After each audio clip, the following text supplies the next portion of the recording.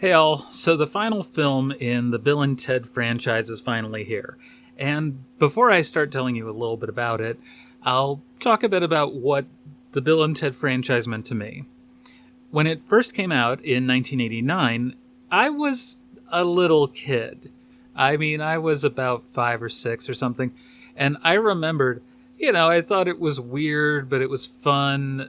One of the main aspects to it that I liked was that the characters of Socrates and Billy the Kid, although kind of randomly selected from history, ended up having something to do when Bill and Ted have their little misadventure in medieval England. It was a little bit odd that medieval England happened to speak modern English, but that's neither here nor there. But as it is, in the sequel, they didn't really travel through time so much as they traveled through other levels of existence. And one of the amazing things about the Bill and Ted series was that it got very creative. If you ever bothered to pick up a copy of Bill and Ted's Most Excellent Adventures comic book, I don't think that's the actual name, but you know what I mean. It was enough of an expansion on what you got in the movies where there was enough playing around. There was enough realm of science fantasy there where they took the idea of time travel and expanded it into other dimensions and different natures for different creatures. Meeting space aliens, having all of these different adventures outside of just time travel. And the sequel, Bogus Journey, expanded on that quite a bit. In the time in between, you had gotten some animated series that were relatively popular, but it changed hands from Hanna-Barbera to DiC. And it was honestly better under Hanna-Barbera, not just because they got Keanu Reeves and Alex Winter to do the voices, but also the writing was a lot better. The stories were tighter. It ended up being a much more solid series. And yes, I watched every episode and I thought, oh, this is pretty cool. They actually wrote it very kid-friendly where they showed, like, oh, well, if, in one episode they mess around with Columbus and have him, have him removed basically from his significance in history, and it shows a causality where if Columbus doesn't discover America, they don't care so much about, not colonizing the North and South American continents. They care more about Columbus Day and not having another school holiday, not getting another day off school. So from a kid's perspective, that's a pretty cool premise. That's like, oh, okay, yeah, that makes sense. Of course, I never got Columbus Day off in my state, because don't ask me why, but for some reason Ohio, with our state capital being Columbus, never really gave us Columbus Day off. I never understood it either. Anyway, Bogus Journey taught the younger me, that came out only a couple years later, so it was like really exciting. I was like, oh, this is awesome. And they finally united the world in music, and it was like, that was a great place to end it. It's like, oh, okay, so they united the world in song via this circumstance where Dynamos broadcasts all around the world, and they play an amazing song, but instead of actually playing an original song, they just played God Gave Rock and Roll to You and had the guys from Kiss do the vocals and the guitar and everything.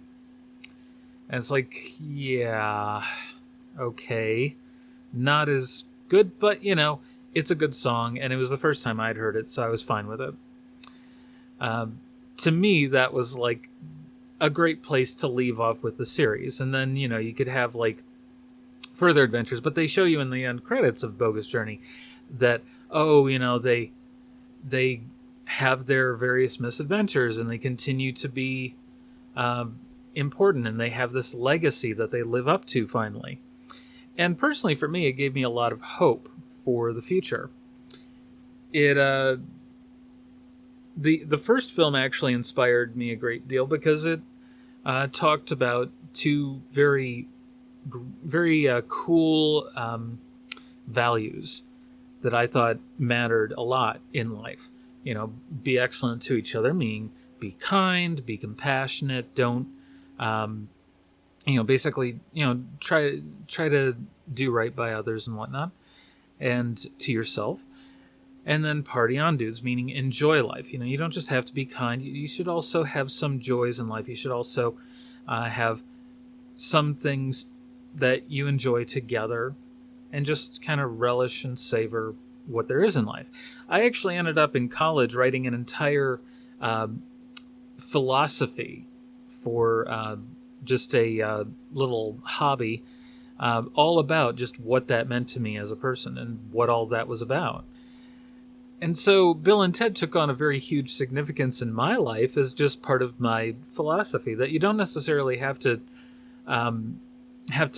give your life over to music or whatever, but you can enjoy music as part of your life. You can enjoy a lot of things as part of your life. I did end up learning how to play guitar, and I did end up I ended up from a young age singing and studying music and doing all that kind of stuff. So for me, that was a great lesson. But now we come to Bill and Ted Face the Music.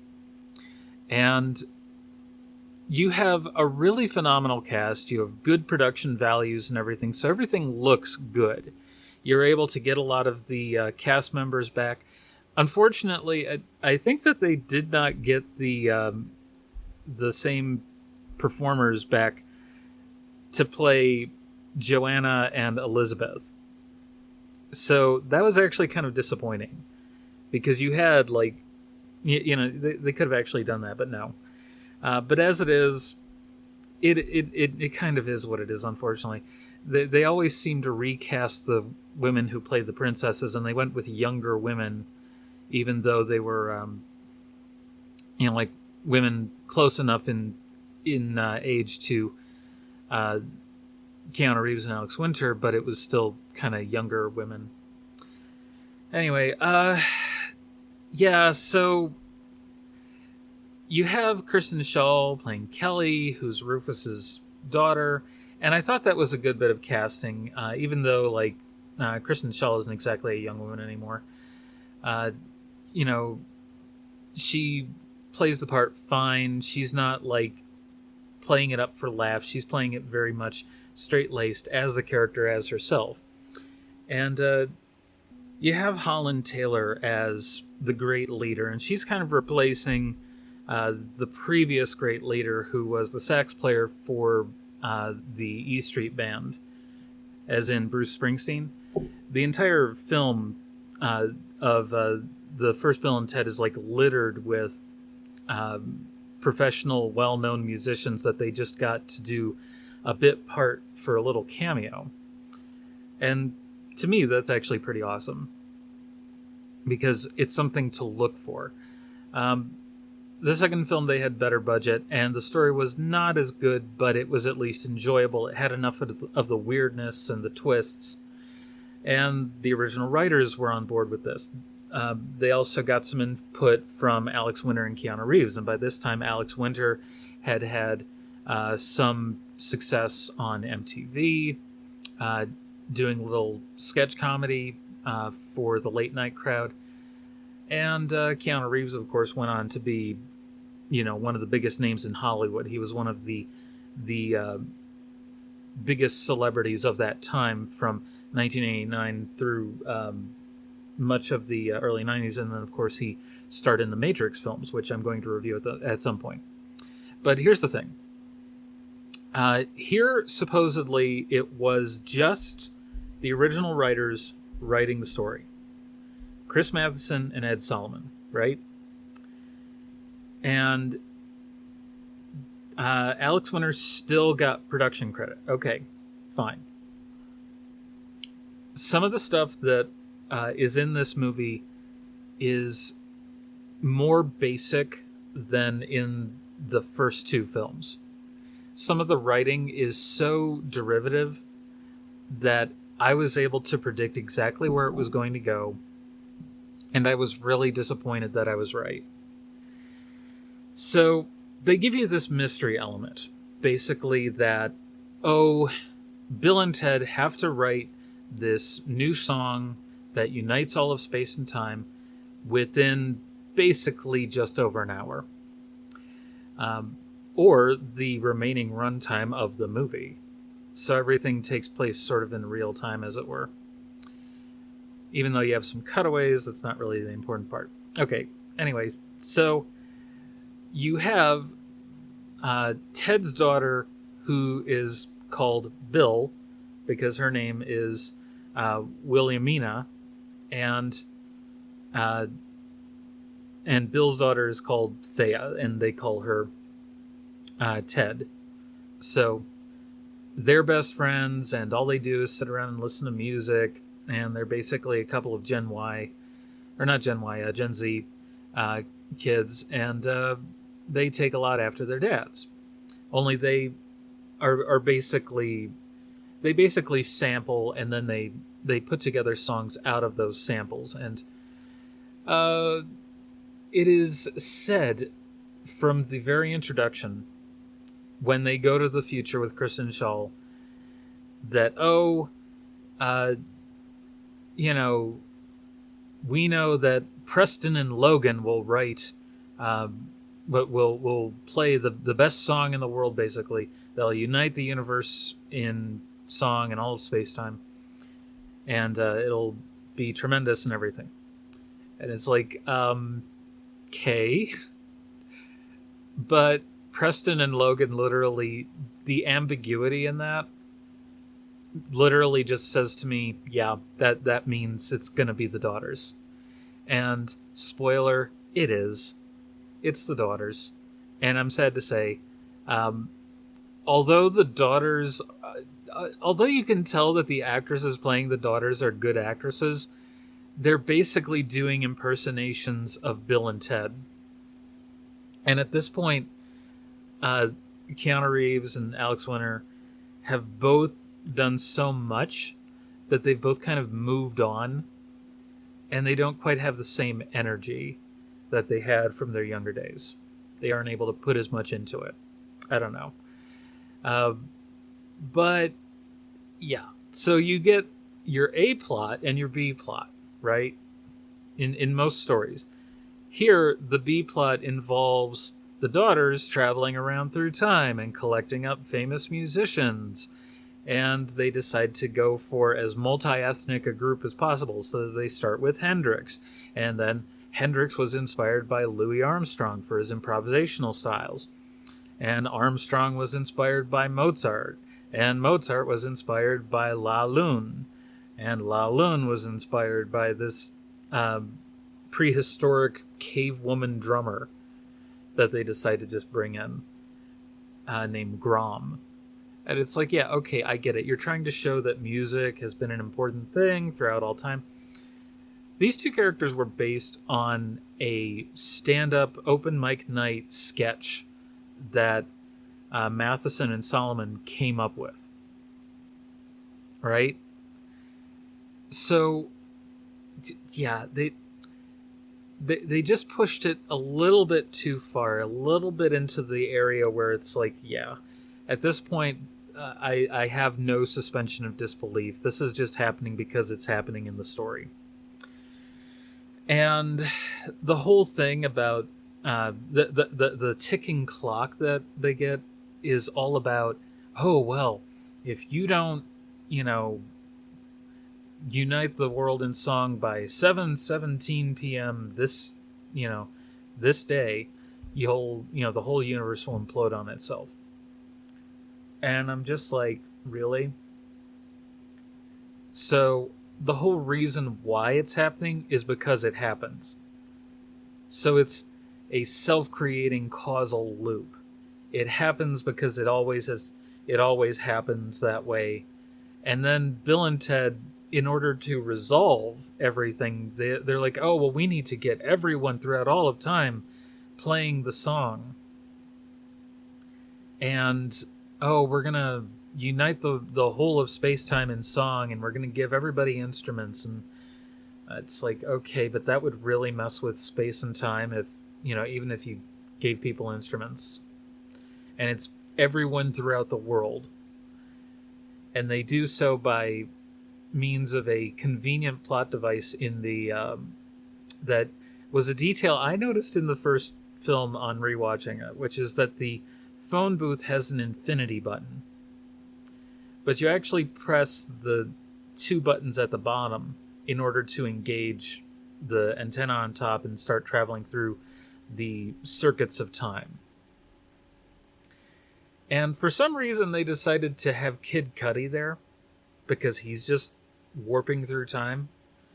And it's like, oh, well, we need a contemporary artist to be just part of the band. Who can we get? Oh, we can get Kid Cudi. All right. And for some reason, Kid Cudi has knowledge of,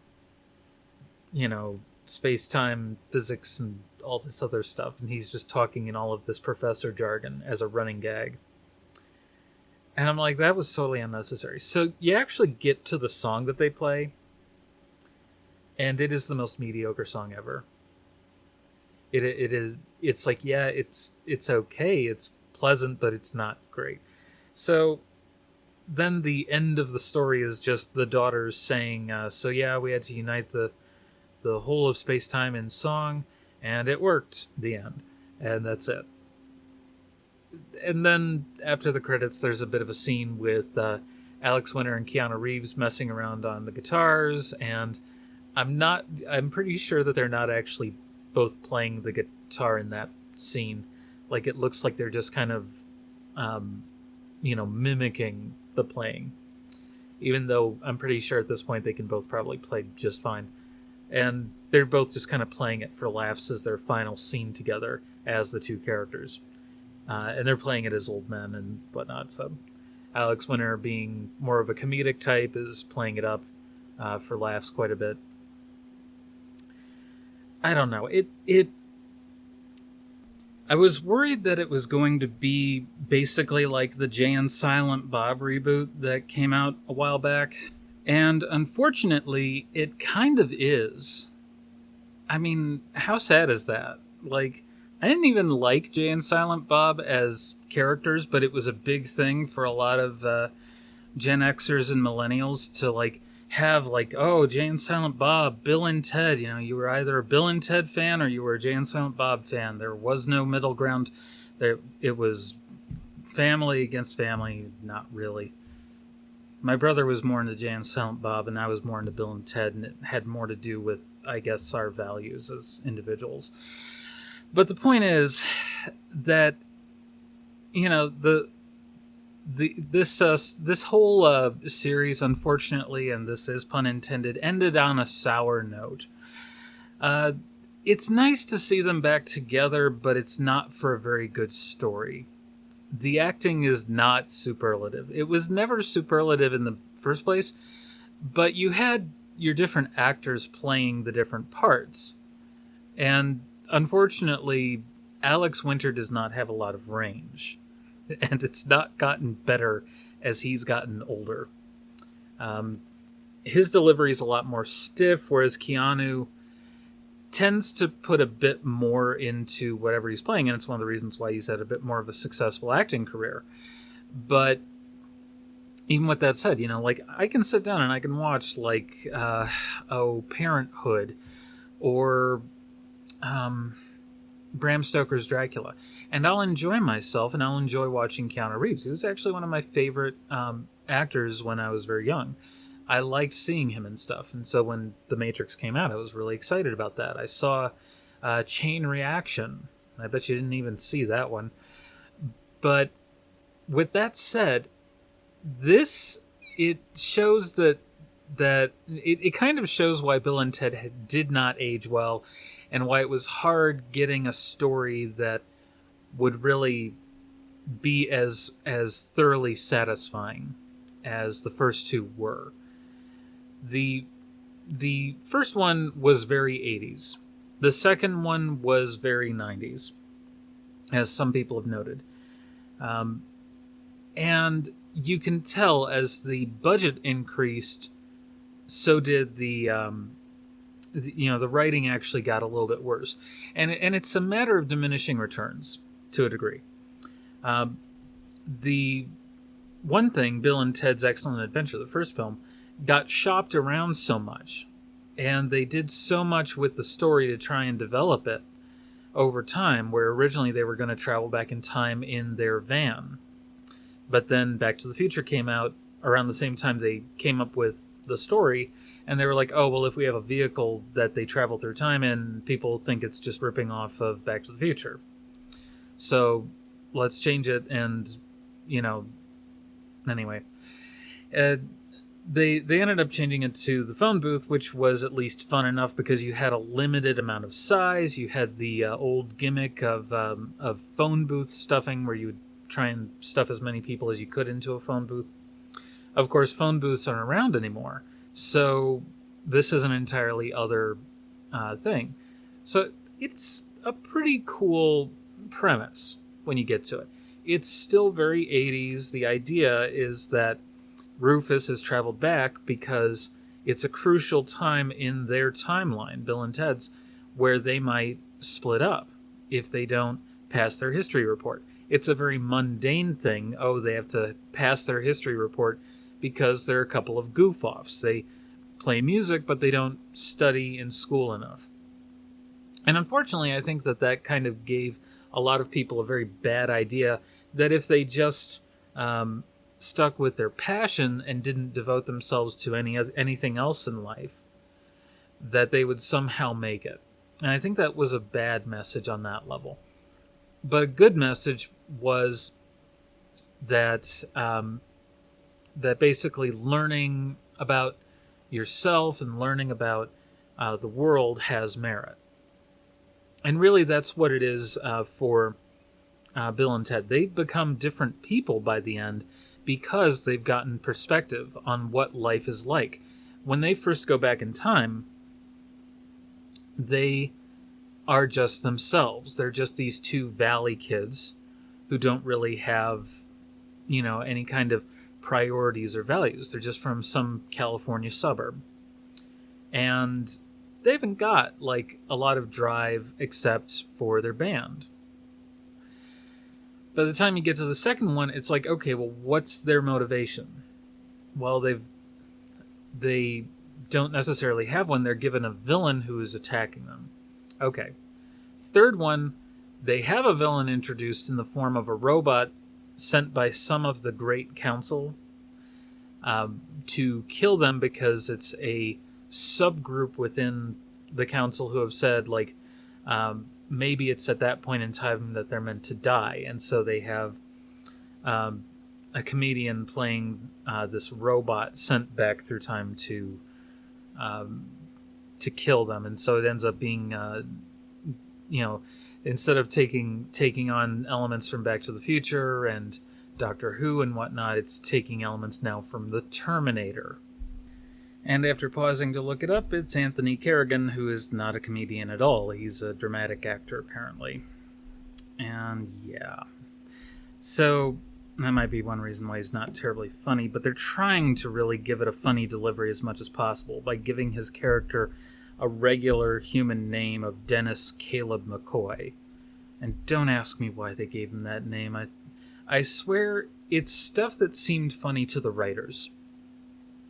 And that's it. It's stuff where it's like inside jokes and it's funny to the writers, so let's put it on the screen. Let's actually bother filming it instead of maybe shopping this out and seeing if it's actually worth all of the time and energy. Well, yeah, I mean, that's the thing, folks. It would be great if it was, a little bit more objectively funny. But the problem is that shoving Kid Cudi in there, having a killer robot named Dennis McCoy for some reason, having that in there would be fine if the rest of it was balanced out. But instead, it all just kind of comes together at the very end. And the whole idea is that it'll just work out on its own. Well, unfortunately, it doesn't really work as a story. Uh, Everything in it is causal because everything is established, and at that point, you know it's just kind of lazy writing. And we know, because it's been reported enough since about 2010, for the past decade, okay, 20 years after the first film came out, that they were talking about making a third film in the franchise. 20 years in the making, folks. And at this point, it is 30 years in the making. 30 years. 2020, they bothered to make this film, and they're like, oh, well, see, that's why we're going to make it the daughters, is because they're old enough to be musicians, and that'll be that. It's just like, I wish it was better. I want to like this movie. As it is it a bad ride? No. Is it offensive? Not terribly. Some parts are kind of bad. The first film was incredibly awkward. Actually, both of the first films were incredibly awkward simply because of homophobic jokes that were written in because it was 1990, for lack of a better, clear definition. When it's circa 1990, you're going to have some homophobic jokes. Just because. Heteronormativity. As it is, I don't know. It feels okay, but I wouldn't give it high marks. I mean, I wouldn't have given the first two films high marks because it's not like they're classics or whatever, but they're good enough that you can at least take something out of it. You can have a few laughs. You've got a little bit of an interesting nugget of philosophy there at that point. It's good on repeat views on cable and whatnot because it's built up a bit of a cult following. And I do have a background in studying cult films. From my days in college, back when I started to latch on to Bill and Ted as being this, really interesting thing. And I started telling people about it. So, I don't take credit for them having a cult status, but it was something to me. It was something where I started to latch on to it from when I was a kid. And I started to say, hey, this is actually a pretty cool movie. It's pretty fun. It's kind of weird. And whatever. But, yeah. So do I give it good marks? No, not really. 3 out of 5. Yeah. I hate to give it such a low mark. The other films I would easily give, much higher marks. The first film easily gets about a 5 out of 5. It's not perfect, but it has enough self-awareness where it doesn't take itself too seriously. In this one, the second one, they start to take it a bit more seriously. This one, they take way too seriously, but at the same time, they don't take some aspects seriously enough. The fact that everything is in this causal loop is such a problem for the writing because it's just lazy writing at that point. Well, I don't know where to leave this off, folks, but if you enjoyed this review, if you enjoyed this discussion, by all means, subscribe, hit the bell, follow me on social media on Facebook and Twitter, and check me out on Patreon. Sometimes I post separate pieces, all discussing all the stuff there and there alone. So you do get some unique content. You can support me on Patreon, of course, and you can also support me on Venmo and Cash App. So thanks a lot. Take care. Bye-bye.